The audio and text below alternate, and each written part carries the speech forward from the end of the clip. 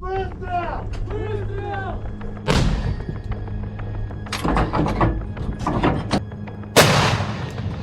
С характерным звуком 120-миллиметровые снаряды отправляются на позиции националистов.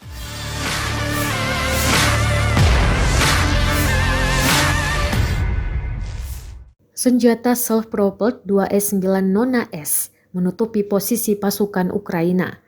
Rekamannya ramai beredar di Telegram pada Senin 28 November 2022. Dalam keterangan unggahan disebutkan penerjun payung artileri terus-menerus dan akurat mengenai musuh ke arah Artyomovsky. Senjata self-propelled 2S9 Nona S menyerang musuh sebagai senjata roaming.